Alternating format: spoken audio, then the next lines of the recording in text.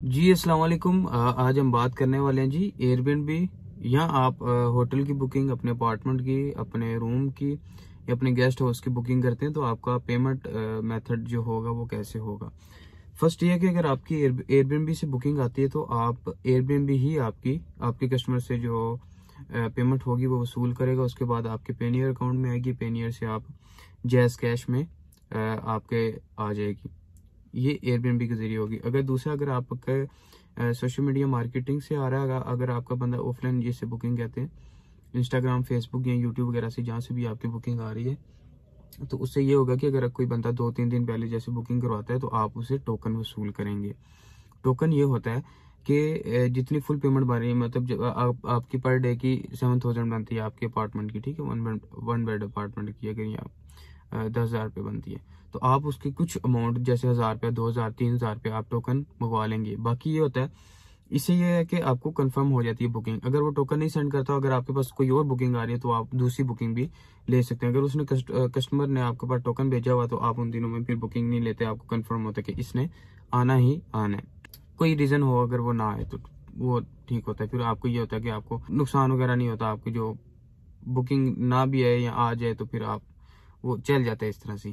फिर अगर जैसे वो कस्टमर आ गया, उसने टोकन सेंड किया था कि 2-3 दिन बाद में आ रहा हूँ, तो वो जब वो आएगा तो चेक इन टाइम आप फुल पेमेंट उससे लेंगे। अगर उसने 2 दिन रहने, 3 दिन रहने, आप उससे फुल पेमेंट लेंगे। तो पेमेंट के साथ आप जो भी आपके क्राइटेरिया आईडी कार्ड लेते हैं या जो भी लेते हैं वो आप वसूल उसे लेंगे। फिर ये होता है अगर वो कहता है मैं 2 दिन रह रहा हूँ तो 2 दिन की आप पेमेंट उससे लेंगे।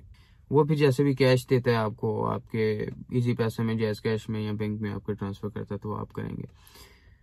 कभी भी आप ये मत करिएगा कि कस्टमर आता है आपके पास रहता है, आपको कहता है जी आज मेरे पास पेमेंट नहीं है या फिर आज मेरी पेमेंट हैगी, कल मैं पेमेंट कर दूंगा, ऐसे कर दूंगा, ऐसे नहीं करिएगा। इस तरह मेरे साथ या जो हम मतलब काम करने तो हमारे साथ बहुत बार हो चुका है, क्योंकि हम डेली बेसिस पे चेक इन करवाते हैं, लोगों को चेकआउट कराते हैं और हमारे साथ ये सीन होते रहे हैं। और अब तो बिल्कुल हम करते ही नहीं है। लाइक जैसे मिसाल के तौर पे अभी एक बंदा आया, उसने कहा मुझे चेक इन करवा दें, शाम को मैं पेमेंट कर दूंगा।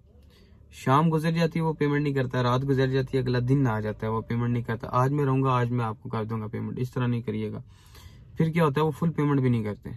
ठीक है, जब वो मतलब उसने 2 दिन रहना था, 2 दिन उसने पेमेंट नहीं किया, नेक्स्ट जब जाने लगेगा तो वो आप कहेंगे जी पेमेंट वो जितनी बनती है आपकी 10,000 रुपये अगर पर नाइट बनती है तो 10 नहीं अदा करेगा, 8 करेगा। तो आप उस टाइम क्या कर लेंगे, ना आपके पास आईडी कार्ड होगा ना कोई और चीज़ होगी। ये तो हो गया जैसे जब आप मौजूद हैं। अगर आप जैसे एक अपार्टमेंट है, आप किसी और बिल्डिंग में, आप कहीं और रहते हैं, उस बिल्डिंग का सिक्योरिटी गार्ड भी नहीं है, ठीक है, आपने सिर्फ कीज दी हुई, 2 दिन रहता है, आपको कहता है पेमेंट दूंगा दूंगा दूंगा, वो कीज रख के चला जाता है, ठीक है, तो आप उसका क्या कर लेंगे, कुछ भी नहीं कर सकते। या आपके पास आईडी कार्ड भी हो, आप क्या करेंगे, कुछ भी नहीं कर सकते।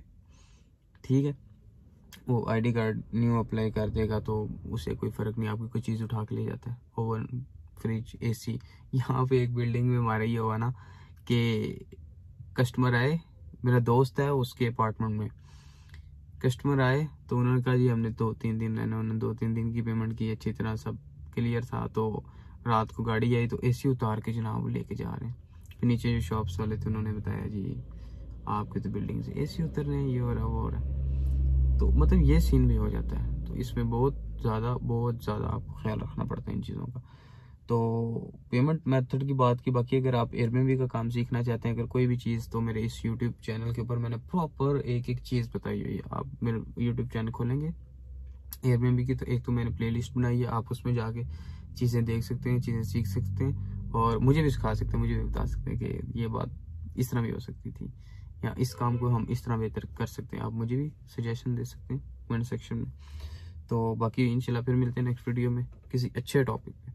तो तब तक के लिए सब्सक्राइब करें ताकि हर न्यू आने वाली वीडियो आप तक पहुंचते रहे।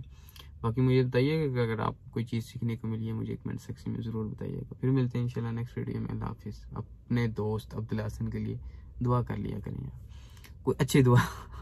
ओके, अल्लाह हाफिज़।